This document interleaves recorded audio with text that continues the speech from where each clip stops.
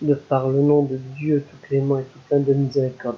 Bismillahirrahmanirrahim. Je cherche la protection de Dieu contre Satan le lapidé. A'udhu billahi minash shaitanir rajim. Que la paix soit sur nous tous. Salam.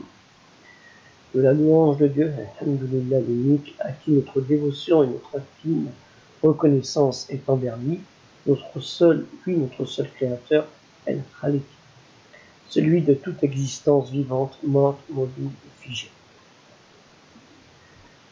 Le mois béni de Ramadan, tout le jeûne du mois béni de Ramadan est un marché juteux pour les commerçants qui vont s'emplir leur tiroir caisse, donc les poches, ainsi que pour les collecteurs de taxes dites du halal, ce qu'on appelle le licite, et cela au détriment de qui? Le halal, le permis licite, pas si halal, permis licite que cela. Dans la pratique, elle peut aller vers le haram, l'illégal, l'illicite, l'interdit, l'inviolable, contre le sacré, ce qui veut dire la décision de Dieu. Nous allons voir cela. Le rôle de la mise en place de la convenance de la cuisine et des aliments, on dit en hébreu kashrut hanibat me'haba tralim, kashrut hanibat me'habat tralim, oui, dans la Fédération des institutions consistoriales du judaïsme français au début du XIXe siècle, a été de première importance.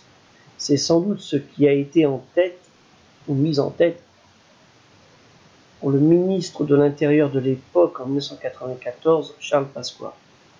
Il crut possible de donner aux signataires de la charte du culte musulman, vous voyez, 1994, la charte du culte musulman, des moyens financiers pour organiser un islam de France.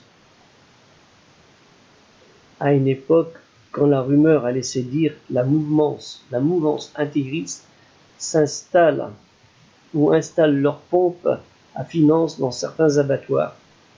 En 1995, la volonté de la mosquée de Paris de prélever une contribution de 1 franc au kilo de carcasse, ce qui en 2002 correspond à 1 euro égale 6 francs 55, à ce jour, 1 franc français égale 0,152 euros, 0 euros, 152 à ce jour. Près de 30 années de discussion, 30 ans que cela dure. Et en attendant, beaucoup d'associations, de lieux de culte sont en manque de fonds et doivent faire appel à des bienfaiteurs de l'étranger, pas si inintéressés que cela. Il suffit d'écouter ou d'entendre dans la presse ou ailleurs tout ce qui se passe, ne serait-ce que depuis peu sur Strasbourg, Cholet, qui n'est pas très loin de chez moi, à 100 km, et bien d'autres villes. Il faut que cela cesse dans l'intérêt de la communauté musulmane et des non-musulmans en France et dans les dom-toms. Il serait intéressant que ceux qui encaissent la taxe du halal, parce que c'est là le sujet, nous disent où part cet argent qui, de réchef, devrait aller avant tout au profit des organisations et associations musulmanes religieuses, celles qui sont reconnues, qui sont respectueuses de la citoyenneté du droit français, naturellement, pour les travaux de construction, les travaux d'agrandissement, les travaux de rénovation, l'entretien, la formation des imams, qui a déjà débuté via quelques organisations, quelles que soient leurs écoles juridiques aussi, très important, la formation des imams, quelles que soient leurs écoles juridiques, ce qu'on appelle madhab. L'achat de livres, qui sont encore plus utiles, en arabe bien sûr, mais bilingues, nécessairement. En français, naturellement, puisque nous sommes en France, il en existe plus de 500 sujets, 500 livres qui abordent tous les sujets pour la communauté musulmane des nations, des croyants, la Oumma el-Mouminin, et l'organisation ainsi que pour organiser des expositions itinérantes à travers la France et les dom-toms pour expliquer à ceux qui le désirent, qu'ils soient musulmans ou pas, c'est quoi la religion musulmane, sa foi religieuse, son histoire, ses arts à travers les siècles, depuis le 7e siècle de notre ère. À ce jour, rien de précis, rien de limpide, rien de concret, le flou total. Semble-t-il voulu par beaucoup au vu des milliards d'euros qui sont en jeu. Un instant, je vous prie, j'ai oublié de marquer euros. Très important. Les milliards d'euros qui sont en jeu. Euros. À quand la transparence? À quand les dirigeants des grandes organisations musulmanes qui ont pignon sur rue et pas les divisés, qui se disent représenter la communauté musulmane dans son ensemble, nous diront la vérité. Où est notre argent de cette taxe qui nous revient, à nous les musulmans en France, dom-tom inclus? Je vous laisse à la lecture de ces quelques articles de presse et d'investigation qui en disent long sur une pratique qui semble être douteuse si cela est avéré, et très loin du halal licite permis autorisé selon les préceptes de la foi musulmane et de la loi française, et plus proche du haram, l'illégal, l'interdit, selon les préceptes de la foi musulmane et de la loi française. Attention aux collecteurs dits du halal, vous aurez des comptes à rendre si c'est le cas, non seulement si ces faits sont fondés devant la justice de ce pays, s'il y a eu arnaque, fraude, racket, enrichissement personnel et autres, mais pire encore, en tant que croyant, devant votre Créateur, en tant que croyant musulman.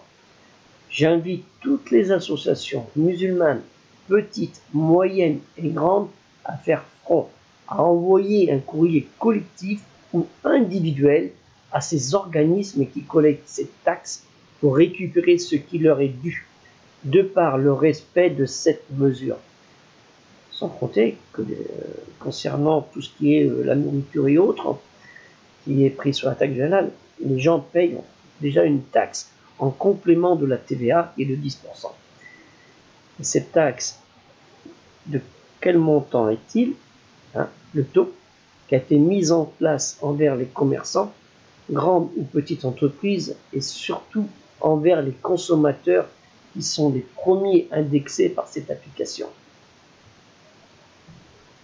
Sourate Yunus, Sourate 10, Yunus, Jonas, verset 59, dit: avez-vous vu tous les biens que Dieu vous a prodigués pour subvenir à vos besoins, et dont vous avez déclaré une part interdite et une autre licite? Dit: est-ce que Dieu vous l'a permis, ou est-ce une intervention que vous mettez sur le compte du Seigneur? Sourate 83. Les fraudeurs, versets 1 et 3.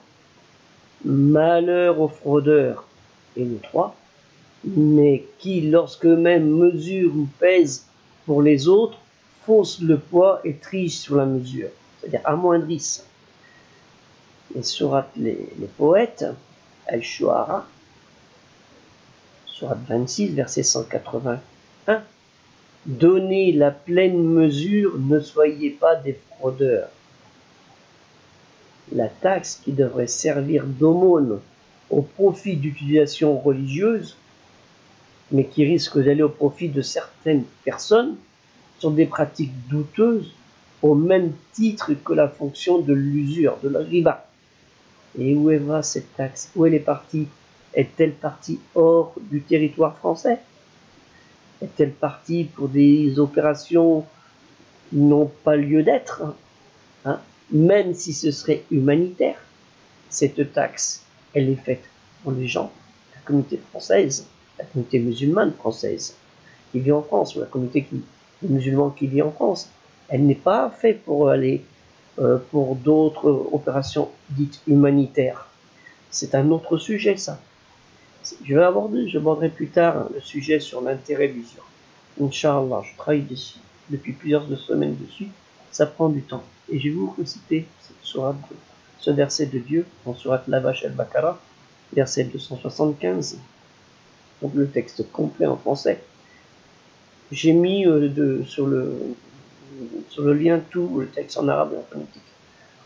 Ceux qui mangent, c'est-à-dire qui pratiquent, qui prélèvent, consomment de l'intérêt usuraire, ne se tiennent, c'est au jour du jugement dernier, que comme se tient celui que le toucher de Satan, le déconcerté, contrôlé par l'influence, par le contact du diable, la force malveillante, a bouleversé par la manipulation, cela parce qu'ils prétendent le commerce est tout à fait similaire comme l'intérêt d'usure. Alors Dieu a rendu licite, c'est-à-dire qu'il permet le commerce, et interdit illicite, c'est l'intérêt d'usure. C'est pour ça que je vous pose cette question de cette taxe. Parce que ce n'est pas un intérêt qui est pris sur les gens.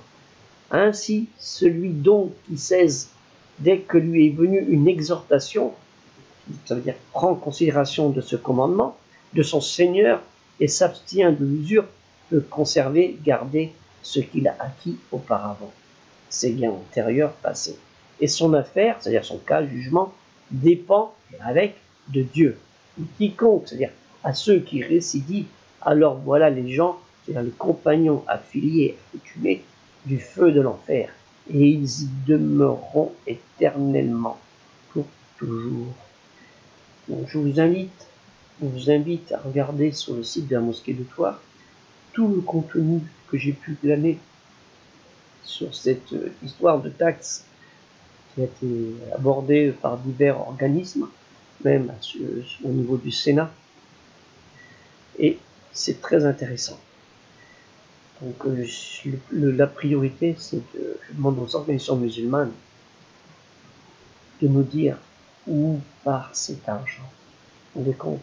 C'était il y a quelques années 5 milliards de chiffre d'affaires. On en est à pas loin de 10 milliards d'euros. On est compte s'ils prennent 1 euro de taxe sur 10 milliards d'euros, ce que ça représente. C'est énorme, énorme. Et on n'en voit pas la couleur. Par contre, si vous connaissez des associations musulmanes qui respectent le droit et la législation en France, la citoyenneté, celles qui ne sont pas un peu sous les regards des renseignements généraux et d'autres organismes de contrôle,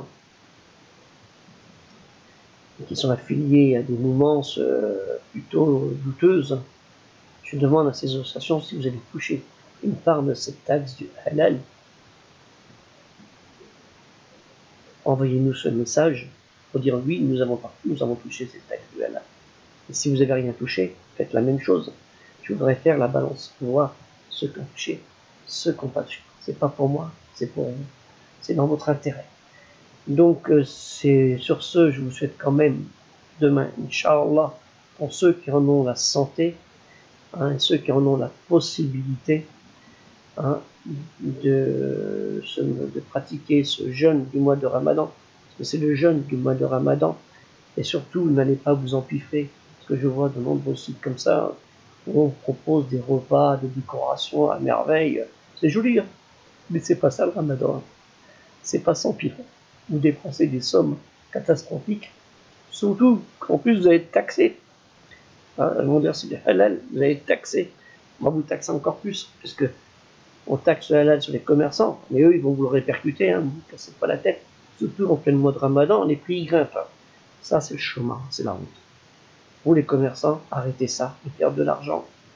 C'est pas les marchands du temple de Jérusalem à l'époque de Jésus, ou même à l'époque des Koresh, qui montaient à l'époque quand les gens faisaient le pèlerinage, parce que ça existait le pèlerinage, ça a toujours existé à la Mecque, d'une autre façon, et ben ils montaient les prix et les gens payaient des taxes. Donc sur ce, je vous souhaite un bon Ramadan, Inch'Allah, pour tous, et que vous le preniez bien et que vous en faites bon usage. Inch'Allah, salam alaikum, et ta'ala wa barakatuh, que la paix de Dieu soit sur vous tous.